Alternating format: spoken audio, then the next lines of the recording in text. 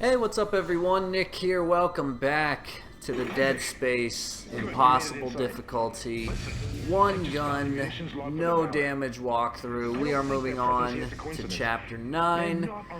This is the final one-third of the game. There's only 4 chapters left to go. This one is, this level here. So, throughout the series, I've been stressing the importance of preparation. You know, doing practice runs so that you know where the enemies are going to spawn, etc., etc. That rule, that, you know, principle, is doubly important in this chapter here, and that's because we're going to be introduced to a new type of enemy, kind of a new type of enemy.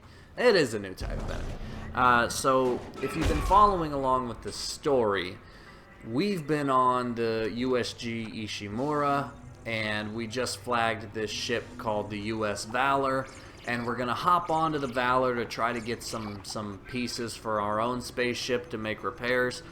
But the problem is, the soldiers that were on the Valor, they picked up a necromorph by mistake, and so you can imagine that's not going to go well.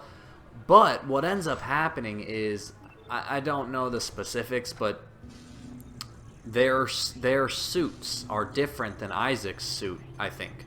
And so how Hammond explains it is he says that the stasis modules, the things that allow you to slow down enemies, they basically are like infused into the soldiers, and so when the necromorphs take over their bodies, they gain this kind of weird kinetic power, I guess is what you would call it. I mean, you'll see in a moment, but basically the enemies here, they're like standard necromorphs, but they move very fast and in a very kind of jerky fashion. Please pay no attention to what I'm doing right here. I don't know why I did that. There's basically these 6, you know, batteries down there that you gotta shoot. You can shoot 3 of them from where I'm standing. I was just shooting the wrong 3. This room here is, it's meant to be pretty tricky, but I'm gonna show you a pretty easy way to do it. You're probably gonna want to make sure you have an oxygen can on hand, but it's not imperative. But you see how down here there are these oxygen refills. We're not going to use those, so you might want to have a can in your inventory. Now notice how I only shot 5 of the 6 batteries. That's important, because now what I'm going to do is I'm going to come up here. This is where my actual objective is, and you can see these radioactive orbs that are kind of floating in the room. So what's going to happen is once you shoot out all of the 6 batteries, the doors will open and the room will get void of oxygen and everything. And in order to unlock the door behind me, you have to shoot all of these radioactive orbs out into space. And so what I'm kind of doing here is I'm prepping ahead of time, because what happens is once you trigger this sequence of events, enemies are going to spawn. But if you're standing kind of a few steps back to where I'm standing now in front of that door, the enemies are programmed not to go into that area. So what I'm doing is I'm pulling all of the radioactive orbs kind of in that vicinity, so that once I trigger this, I don't ever have to leave my safe area, which means I don't even have to fight the enemies that spawn. So here we go. I'm going to shoot it. Oxygen leaves the room. Now notice right away, just boom, boom, boom, I'm going to take like 6 of these things right away and just shoot them off into space. I'm going to kind of run into the safety of my door here, and any enemies that spawned will now kind of retreat because they're not programmed to go this way. And then I'm just going to kind of pop my head out, grab one of the orbs, shoot it into space, duck back into safety, rinse and repeat, and that's all you got to do. Now, there are a couple things you got to be careful about. One, you may have noticed one of those orbs kind of shot off a bit far from me, so that can be troublesome. The other problem is this circular doorway. It's really easy to get stuck, so you got to be careful there. But there you go. Luckily, the orb did not fly far enough away from me. And a big thing there is that kind of is a benefit of having upgraded the Kinesis module as well. So when you upgrade the Kinesis module, you're able to latch onto things that are farther away. And so obviously that's a benefit. But there you go. That room there, that's kind of a tricky room. I spent a little while on it trying to figure out what the best way was, and ultimately I kind of came across that strategy that I made up, and I think it's pretty good. I like it. So, yeah. All right, so there's the enemy. That's what I'm talking about. You can already kind of see it in their movement. They move very quickly, and their bodies kind of jerk around as if they're caught in a permanent strobe light effect. So really, you know, with how fast the enemies move, that really is your best strategy, is just know where they're going to spawn. Because if you know where they're going to spawn, or if you at least know which direction they're going to come from, you're able to, I mean, essentially you're doing the same thing. You're shooting the legs and then you're shooting the arms, because obviously their legs are what's giving them the most speed. Now, you know, if you shoot the legs off, they're still going to be able to crawl, and they're going to crawl faster than a standard enemy. But it's still slower than them walking. Alright, so watch what I do here. I'm going to very slowly turn this corner, and you can already see one waiting for me, but he won't run at you until you turn the corner completely. So because I was prepared for him, I'm just going to legs and arms him. Now, one's going to come out of the vent, and another one's going to come from the left. Okay, so boom. Legs off the first one. There comes the second one. I like to freeze him because he does come from closer, but you don't have to. I could have easily, you know, have just shot his legs and I would have been fine. But anyway, that's 3. Now there's going to be a 4th one here that comes out of this other vent. So I'm just going to kind of get ready for it. Stand behind this gravity panel.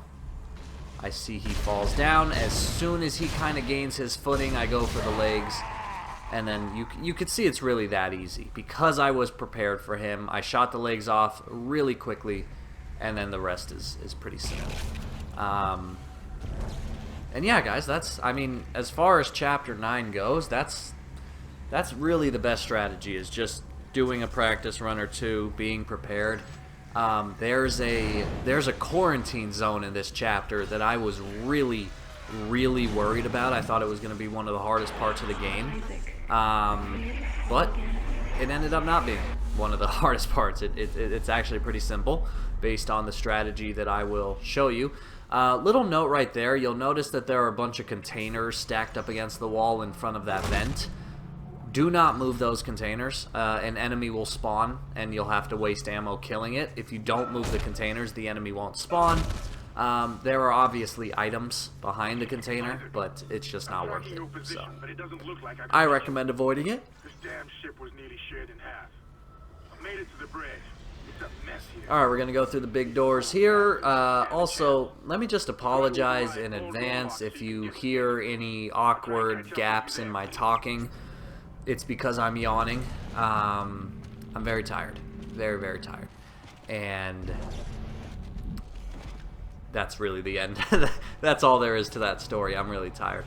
Alright, watch what I do here. So I stacked all of those corpses on top of each other.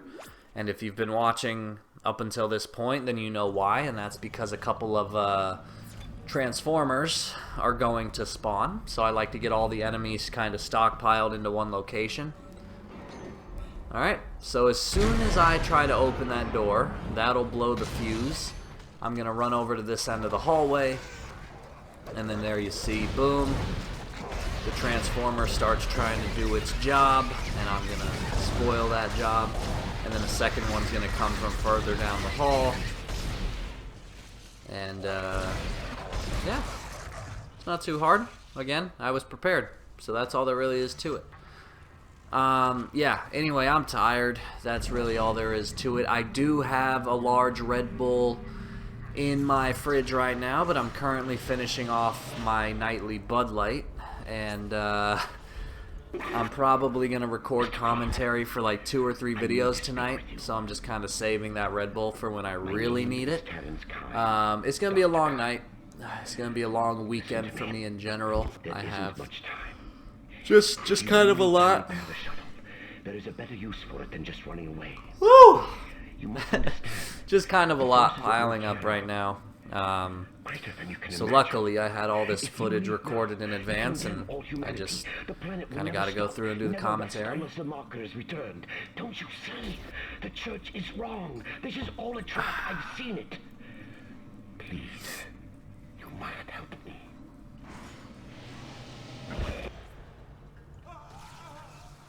Alright, so this part is actually kind of tricky.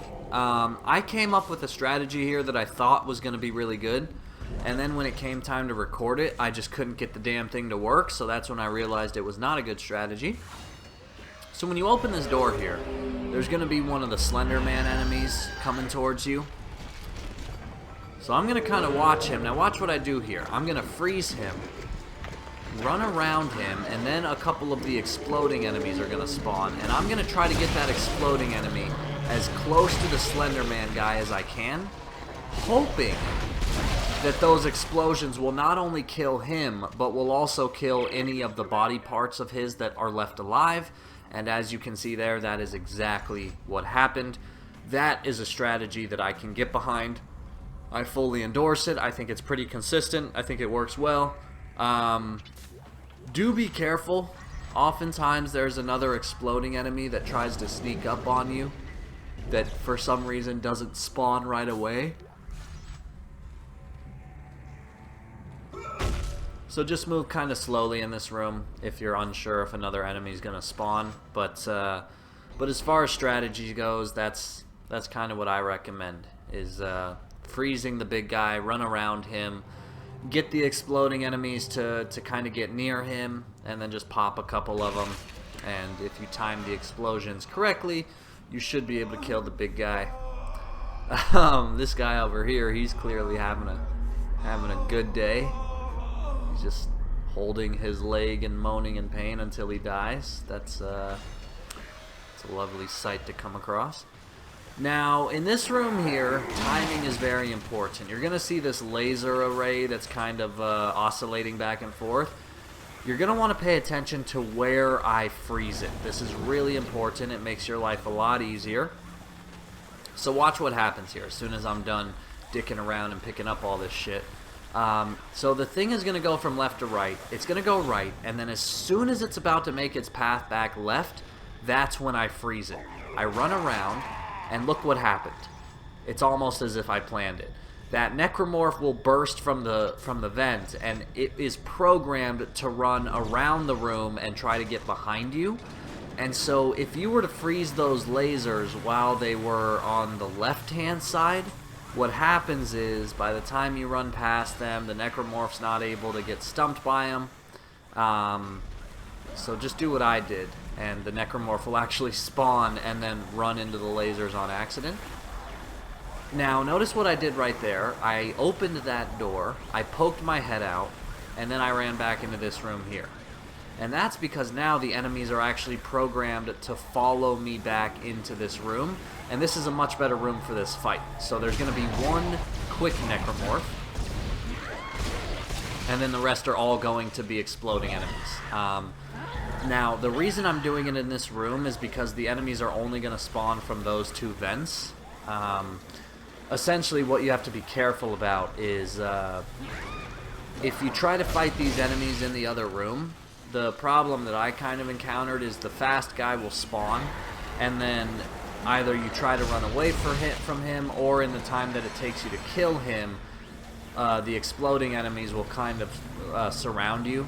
And I think from a vantage point perspective, I just don't think that room is ideal for this fight. So that's why I just pop my head out, retreat back into this room, and then the enemies will only spawn in those two vents. And yeah, makes my life pretty easy. Hopefully it makes your life easy. Now I'm going to come in the room here. There might still be one or two exploding enemies that didn't yet have a chance to spawn in the other room. That's okay. The main thing is you just want to make sure you're killing the quick guy. That's really the biggest threat.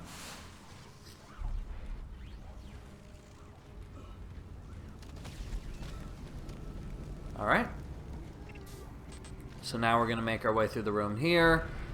Feel free to save your game. And then we're about to enter the quarantine zone, the one that I mentioned earlier.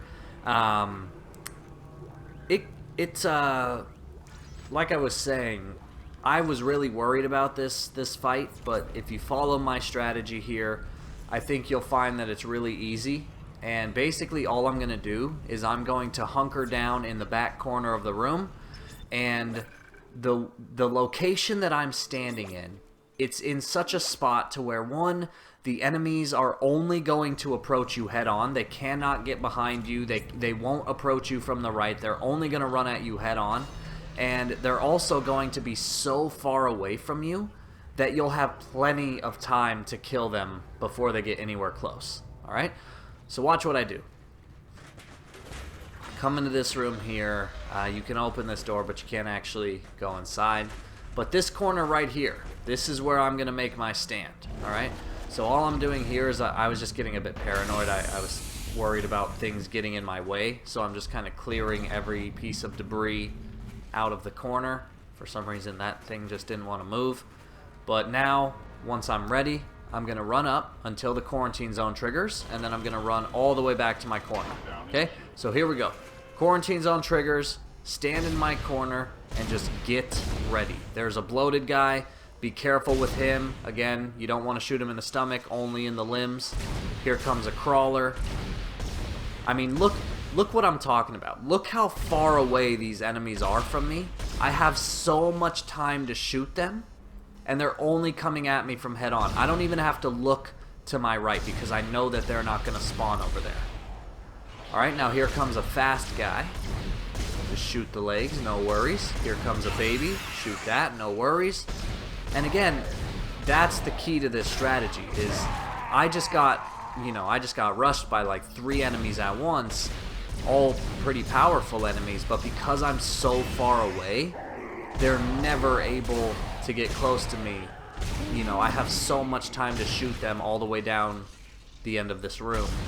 And I'm just going to stand here. Like, literally, I'm just going to stand here until the quarantine zone is over.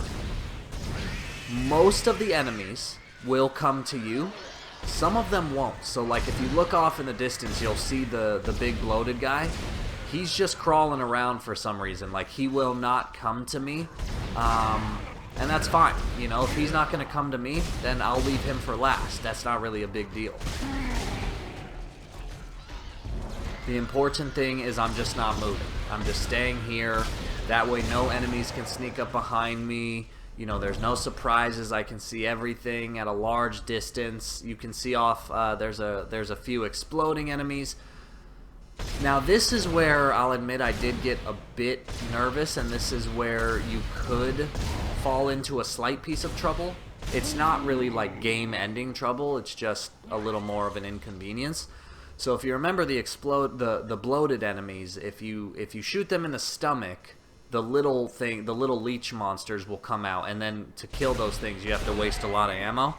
So like I see all these exploding enemies off in the distance, but I'm pretty worried because I'm thinking what if I shoot them and that explosion causes the big guy to burst?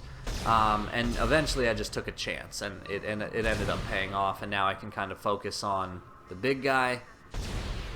So here I'm just trying to shoot his arms off carefully, and once I do, the quarantine zone is lifted, and there you go. That's honestly, like, I feel like this is one of the hardest quarantine zones in the game. One, because there are so many different powerful enemies here, but two, I mean, look at just look at the shape of the room. It's just one giant rectangle. Like, it's not a very strategic place to have a fight of that magnitude.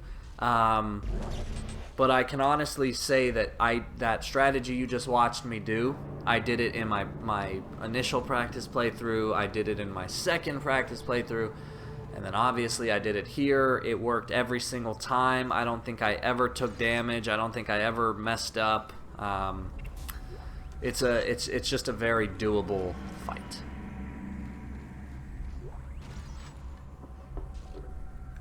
And that's it kind of leads me to something I wanted to address where, I'm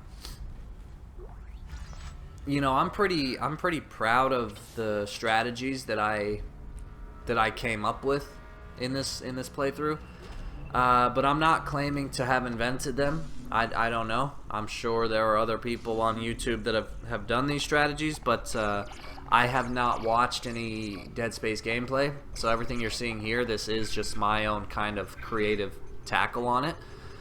And I'm also not saying it's the best strategy. I think having a bit of an ego, it's easy to fall into the idea that, oh yeah, my strategy's the best. But I've been doing this long enough to where I know that's just not true. Granted, I do have some strategies in various games that I do wholeheartedly think are the best strategies, and I think if you don't do those strategies, you're making the wrong choice. Excuse me. Oh my goodness, I think that's the second time I've burped on this walkthrough. That is embarrassing. But yeah, whenever you watch my videos, I'm not going to say my strategies are the best, because I'm sure they're not, but I do think they're good. I take pride in making these walkthroughs, and especially this one. I think this one is, I think this is one of my proudest playthroughs to date. This is right up there with my Resident Evil 4 professional difficulty, no damage walkthrough. I'm pretty proud of this one. And so, yeah, I don't know. At this point, I'm just kind of ranting, but yeah, that's all. That's all I gotta say about that. All right. So now that I've kind of ransacked the room, got everything I wanted, I'm going to continue along the objective. And we're about to come to what's, in my opinion, a very annoying room.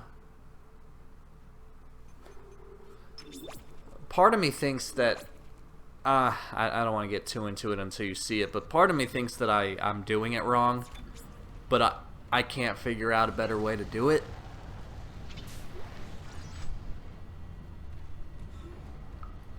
So I'll show you what I got.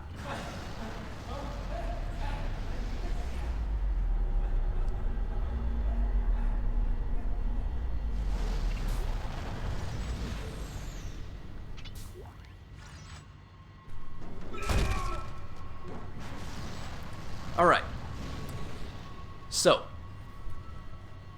I'll be honest, I don't quite remember what I was saying, because part of the magic of video production, I took about a 20-minute break in my commentary so I could go pop open that Red Bull, and now I am just feeling fantastic.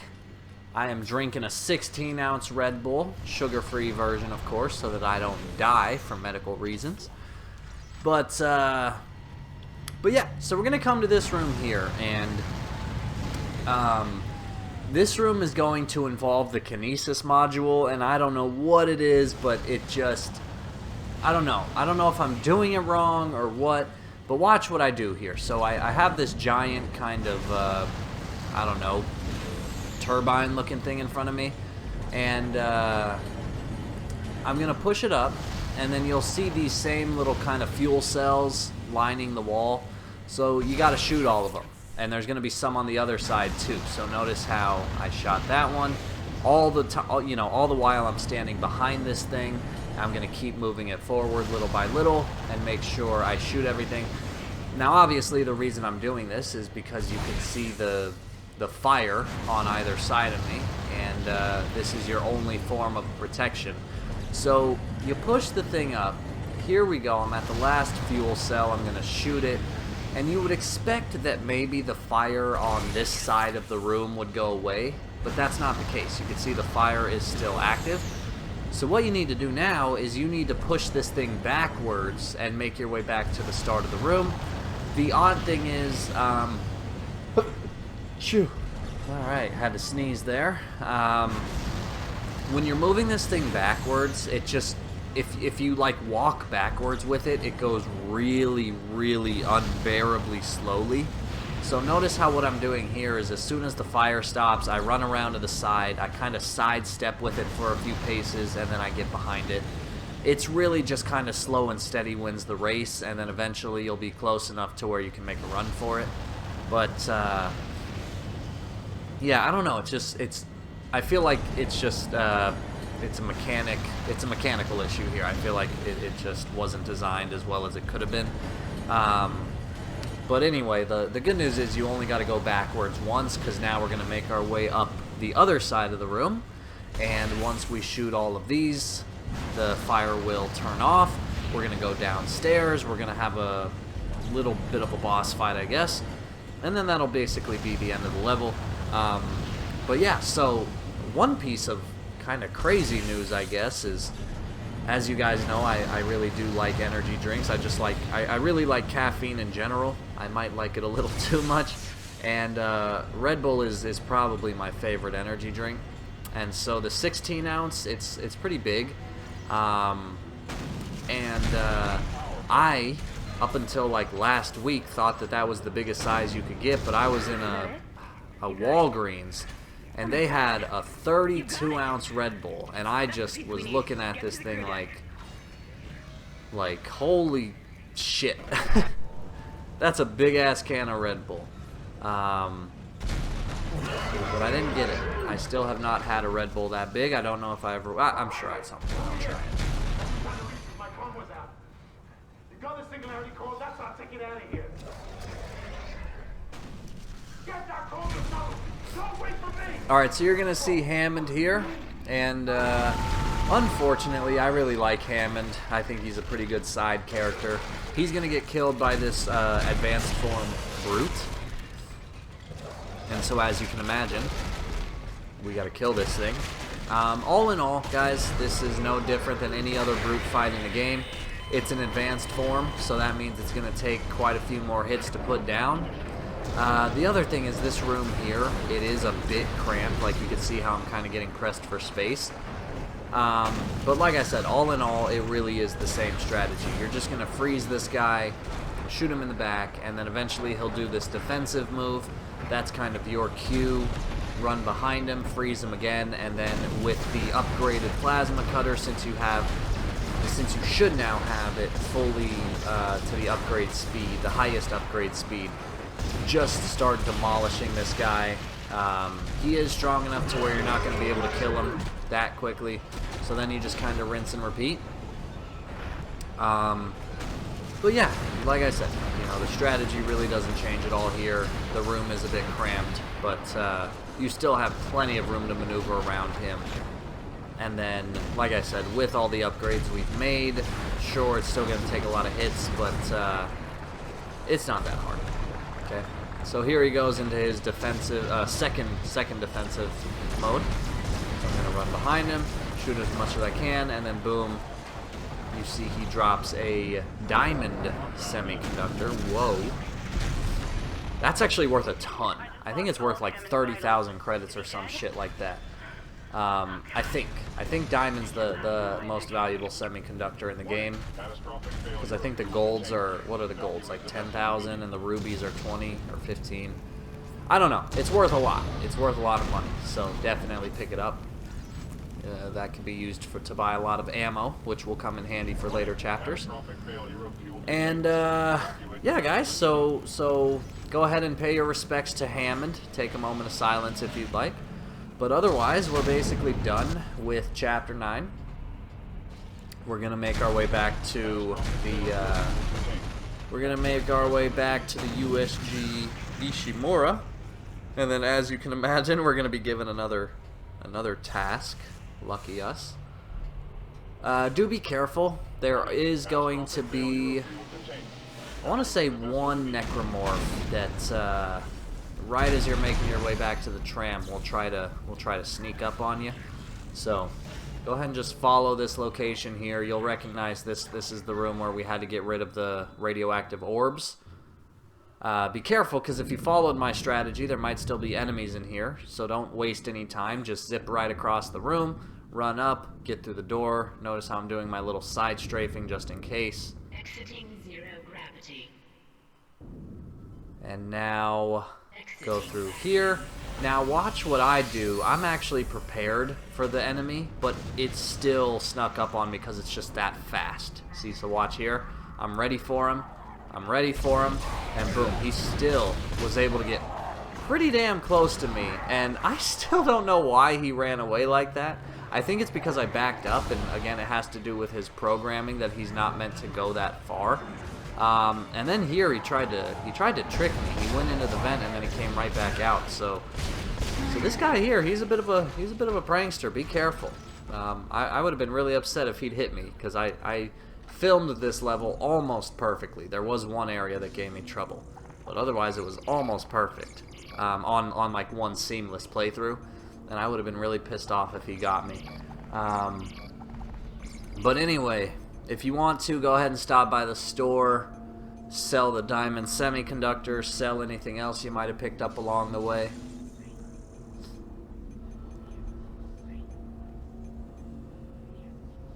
Again, you'll notice that I am doing very well on credits. No worries there. We have plenty of enough to get us through the rest of the game, and we're only going to be picking up more. So there you go, guys. Thank you for watching. Like and subscribe if you get the chance. Let me know what you thought in the comments down below. And I will see you in the next video where we take on Chapter 10.